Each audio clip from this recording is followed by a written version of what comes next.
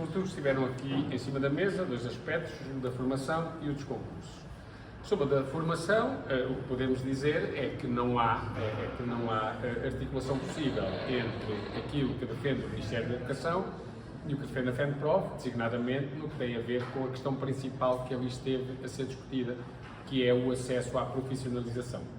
E não há por uma razão simples, porque para o Ministério da Educação, e ao que parece, depois de conversar com as instituições de ensino superior, os estagiários devem ser estudantes, para a FENPROF os estagiários devem ser professores. Ou seja, nós entendemos que o professor estagiário, tal como já aconteceu no passado, é alguém que deve ter turmas e vai ter turmas que vai ter que assumir sem estar a ser acompanhado pelo orientador. É alguém que, portanto, deve ter um contrato de trabalho, é alguém que, portanto, deve ter acesso à segurança social, o tempo de serviço deve contar e, portanto, isso é que é um professor estagiário. O Ministério tem outra perspectiva e defende que sejam estudantes estagiários com algumas horas e que vão, no entanto, assumir turmas, o que, em nossa opinião, é incorreto. Depois, temos a questão dos orientadores cooperantes, que aqui chamam, e orientadores de estágio, que no fundo é isso que vão ser.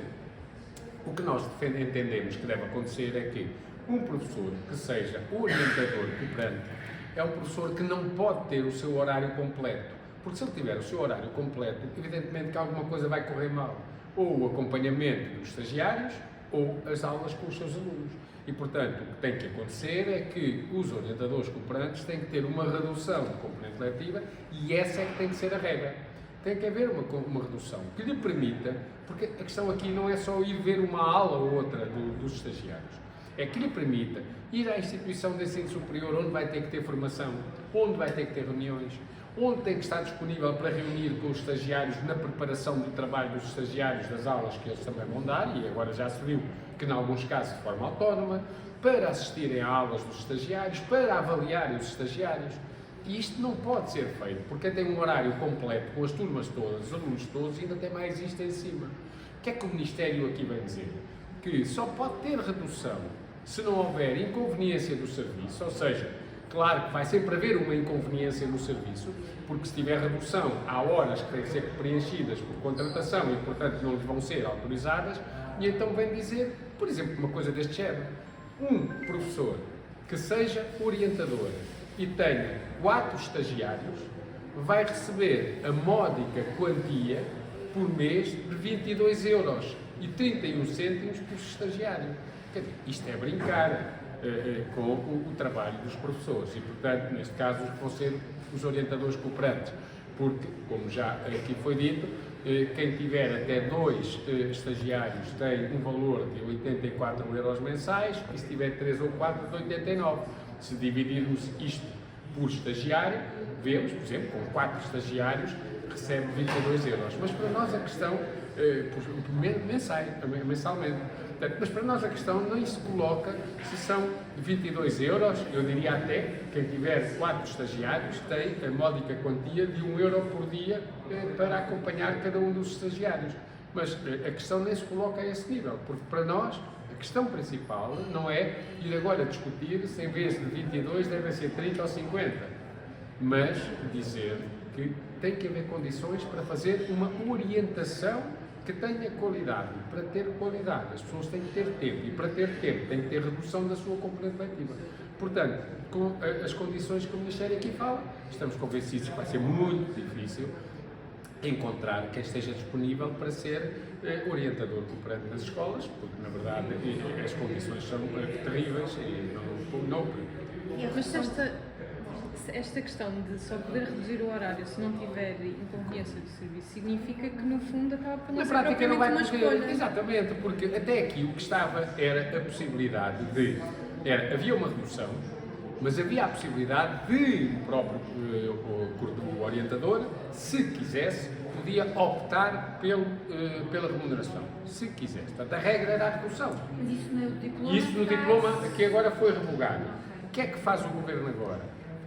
Inverte a regra, ou seja, a regra passa a ser, tem a remuneração, esta que eu acabei de dizer, os 22 euros e 31 cêntimos por estagiário, no caso de ter 4, e, excepcionalmente, ele pode requerer uma redução. Mas para isso tem que a direção da escola dizer que não vê inconveniente, não há daí inconveniente para o serviço. É evidente que há sempre, porque se ele tem uma redução tem que contratar outra pessoa. Portanto, pôr cá isto ou não pôr nada é a mesma coisa. Nós achamos precisamente o contrário. Portanto, já se viu que aqui estamos em desacordo relativamente à perspectiva que se tem do estagiário, que deve ser um professor estagiário, e temos também um desacordo profundo relativamente ao que deve ser o orientador cooperante. Tem que ser alguém que tem que ter condições para orientar o estágio e não alguém que vai ter uma sobrecarga brutal, porque já tem o serviço normal e ainda mais assim. Depois, também dizer, relativamente às questões da formação, e em relação, nem percebemos porque é que isto tem sido polémico, há aqui o reconhecimento das habilitações para docentes e mínimos. Para nós, a questão é tão simples como isto. Há um conjunto de créditos de formação que vão ser estabelecidos para o reconhecimento de habilitações.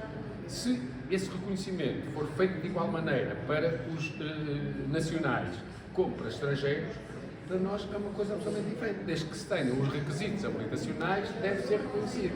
O problema maior que se tem colocado aos professores imigrantes que estão no nosso país é, por um lado, as diferenças que existem entre cada instituição de ensino superior. Algumas, ou melhor, o reconhecimento não é feito da mesma forma e, portanto, isto pode criar aqui situações de desigualdade, mas, sobretudo, o problema principal é a burocracia e o tempo que tem demorado esse reconhecimento. Não é algo que seja rápido, que seja como acontece, por exemplo, com os nacionais, e, portanto, tem que se agilizar e tem que se permitir que quem é habilitado, nomeadamente cientificamente, possa dar as aulas. Uma última questão, que também na formação nos levanta dúvidas, é que nos quadros sobre a habilitação científica, a formação na área científica para a educação básica, aquilo que se exige para ter acesso à profissionalização para o educador de infância, para um professor do primeiro ciclo, para um professor do segundo ciclo da área do português, História e Geografia de Portugal, ou para um professor do segundo ciclo da área da matemática e das ciências, é rigorosamente o mesmo. Ou seja, exigem-se os mesmos créditos, por exemplo, para um professor do segundo ciclo que vai dar matemática e ciências, em português, História e Geografia, que se exige ao de português, História e Geografia. E, portanto, como é que isto é possível? Ou um professor do primeiro ciclo que, naturalmente, teria que ter aqui outro tipo de formação científica. Portanto, o que é que nós esperamos que não esteja aqui, de alguma forma, disfarçado? É a tentativa de dar passos para algo que está no programa do Governo, que é a fusão dos ciclos. E a fusão dos ciclos, e quando nós vemos que no segundo ciclo, as pessoas da área do português, História e Geografia de Portugal vão ter a mesma formação para a História e Geografia de Portugal e para a Matemática e Ciências, que vão ser os de Matemática e Ciências, quer para a Matemática e Ciências, quer para a História e Geografia e Português. Daqui a pouco estamos aqui a dizer que estamos a formar professores para trabalharem em monodocência durante 6 anos de escolaridade. E isto nós somos completamente contra. Portanto, a fusão dos ciclos é algo que nós não rejeitamos assim completamente, mas também não mergulhamos no desconhecido. E, portanto, isto carece de uma grande discussão e tem que se perceber, para que, se avançar nesse caminho, qual é o objetivo. E o objetivo nunca pode ser resolver o problema da falta de professores por esta via. Terá sempre de ser, se for essa a conclusão, melhorar as aprendizagens dos alunos e respeitar os alunos. E, portanto, esperemos que daqui não venha nenhuma surpresa para esta formação igual. Sobre os concursos, o que é que podemos dizer? Sobretudo, o que o Ministério pretende com estas alterações ao decreto-lei é operacionalizar a chamada gestão local de docentes. Foi criada pelo outro Ministério um Conselho Local de Diretores. Depois mudou-lhe o nome, chama-lhe Conselho de QCP, mas é a mesma coisa. Que servia para quê? Servia para os diretores se juntarem de um determinado QCP e tentarem ver quais é que tinham horários incompletos e constituir a partir deles horários compostos em várias escolas. Só que isto não funcionou, em primeiro lugar porque os diretores têm mais que fazer nas escolas para conseguirem que as escolas funcionem normalmente. Depois porque há toda uma burocracia associada que tem a ver com a convocatória, das reuniões, com tudo isso. O que é que o Ministério agora percebeu? Vamos agilizar o processo. Então como é? É muito simples. Acaba-se com esse conselho e dizemos aos diretores que têm lá horários incompletos, que passa a ser sua obrigação pegar no telefone e ligar para as escolas que estão aqui até 15 km. Acho que não chegou a ser esclarecido se era num raio de 15 km, se era 15 km de distância. Pronto, não chegou, mas seja o que for, o que é que eles dizem? Bem, já que isto não funciona com o Conselho de Diretores, vamos fazer uma coisa mais simples. Cada diretor fica obrigado a pegar no telefone e a ligar aos diretores das escolas até 15 km e a perguntar: olha, tenho aqui uns horários que são horários incompletos. Português, tu tens aí algum incompleto português? E se ele tiver, faz um horário composto. Se ele não tiver, fica só ele com os horários incompletos. Portanto, no fundo, o que o Ministério está a tentar aqui fazer é garantir que consegue operacionalizar a constituição de horários compostos com horas em mais que uma escola e obrigar os professores dos quadros, mesmo do quadro de escola e quadros de agrupamento, a terem de aceitar, sob pena de serem penalizados, a colocação desses horários compostos. Nós somos completamente contra isto. Nós pensamos que os professores dos quadros, nomeadamente dos quadros de escola e dos quadros de agrupamento, também os de PGP, mas estes, têm sempre um inúmero de trabalho para fazer. Não há horários incompletos. Pode haver horários que sejam incompletos se apenas tivermos em conta o número de horas de aulas. Mas e o outro trabalho? E os apoios? E as coadjuvações? E os projetos? E tudo aquilo que a pessoa tem que fazer? Portanto, só há horários incompletos se resumir o trabalho do docente a dar aulas. E aí há horários incompletos. Porque se o professor tiver o seu horário completado com todas as tarefas que tem que fazer na escola, não há horários incompletos. É isso que nós defendemos. Os horários incompletos têm que ser completados. Quer para efeito do docente, que é do quadro, quer depois para contratação de outros professores, quando há um horário incompleto e que ninguém aceita, porque depois tem um salário também incompleto, ele deve ser completado. Aliás, uma prática que aconteceu no ano passado, e há 2 anos, nomeadamente nas zonas onde havia dificuldade de colocar professores. E, portanto, sobretudo, o que se pretende com esta alteração dos concursos é precisamente isto, que é operacionalizar esta questão dos horários compostos. Depois, também não concordamos nada com o facto de as reservas de recrutamento para contratação passarem a ser extintas, acabarem no final do ano civil. Atualmente vão até ao final do ano letivo, do ano civil. O que é que isto quer dizer? Quer dizer que que até 31 de dezembro as escolas vão à reserva de recrutamento, a partir do dia 2 de janeiro é quase que o regresso às famigeradas bolsas de contratação de escola, às BCEs. Ou seja, já não há reservas e as escolas abrem os contratos diretos e passam a ser as antigas BCEs que tanta confusão deram, que atrasaram colocações, que levaram a que professores fossem colocados em 50, 40 e 30 escolas ao mesmo tempo, porque depois concorrem para todas a tentar ter emprego, e que não são solução nenhuma. Nós somos completamente contra o fim das reservas de recrutamento. Achamos que a contratação de escola deve acontecer quando a reserva já deixou de funcionar. Mas algumas já não têm docentes, e umas outras ainda têm, para serem colocados. E, para concluir, diria que a única coisa sim, mais positiva que aqui esteve presente, ainda incompleta, mas mais positiva, é algo que nós defendemos na negociação da recuperação do tempo de serviço. Na recuperação do tempo de serviço, nós defendemos que houvesse um regime específico de avaliação de professores, uma formação contínua e de observação de aulas para todo o período da recuperação do tempo de serviço. O Ministério, no acordo que assinou com algumas organizações, apenas previa que houvesse um regime especial na primeira recuperação, agora há de setembro de 24, em observação de aulas. Ponto final. Nós conseguimos depois, na negociação suplementar, que também se alargasse não apenas à observação de aulas, mas à avaliação e à formação contínua, mas só para 2025, até 1 de julho de 2025. A vida veio dar razão à fé de prova. Aquilo que nós defendemos é porque não era possível exigir que professores que estão um ano num escalão e depois mudam para o escalão seguinte, nesse ano, tivessem que ir fazer 50 horas de formação. E depois até fossem orientadores de estágio com 22 euros por mês por cada estagiário e ainda dessem aulas. Não é? Portanto, a vida veio provar que este regime específico de avaliação, formação contínua e observação de aulas teria que se estender até 2027.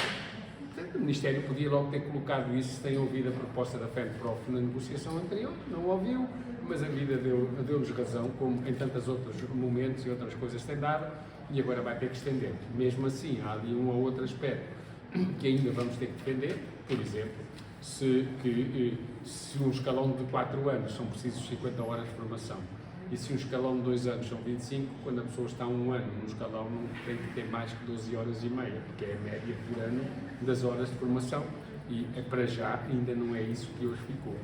Seja como for, a próxima reunião é no dia 13, portanto, no dia 13 continua a discussão sobre a formação. Já não, esta será a última reunião, embora a FENPROF vá decidir no dia 12 se vai ou não pedir a negociação suplementar. Temos 5 dias úteis para o fazer, temos reunião dia 12 e 13, decidiremos. No dia 13, às 8h30, vamos reunir para continuar a discutir os concursos e a questão da recuperação do tempo de serviço. E depois a reunião que era a do dia 13 do protocolo negocial sobre o Estatuto da Carreira Docente passou para 17. Portanto, sendo assim, passou para 17.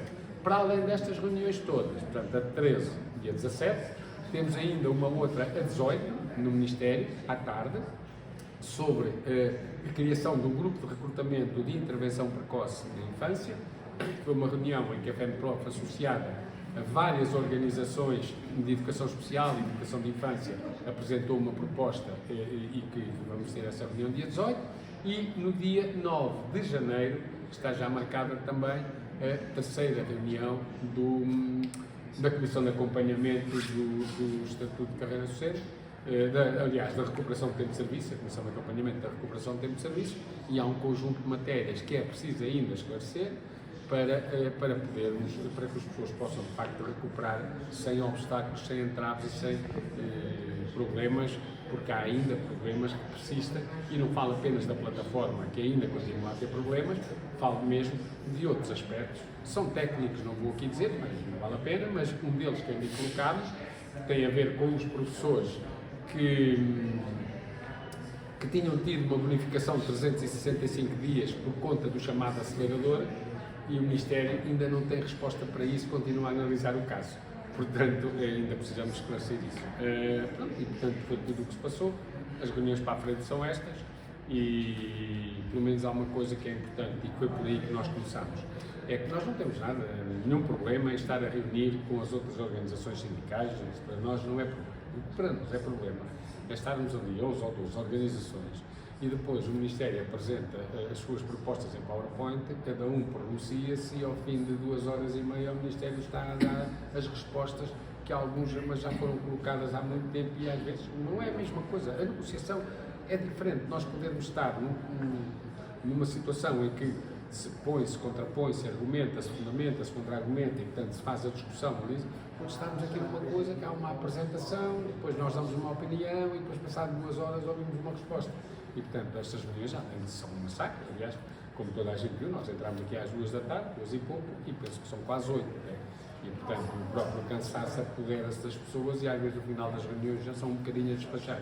Não pode ser. A negociação não é isto, e, portanto, não vale a pena chamar reunião negocial a uma reunião que depois, do ponto de vista da negociação, deixa muito a desejar. E foi isso que nós dissemos logo a abrir a reunião, e as próximas reuniões, 13 e 17, já serão reuniões em mesas separadas, neste caso, embora o Ministério, quer num dia, quer no outro, vá meter as 4 mesas só, embora separadas, durante uma manhã. Vamos ver quanto tempo vai dedicar a cada mesa, porque também podemos passar de 80 para as 8 décimas, não é para o 8, é para as 8 décimas.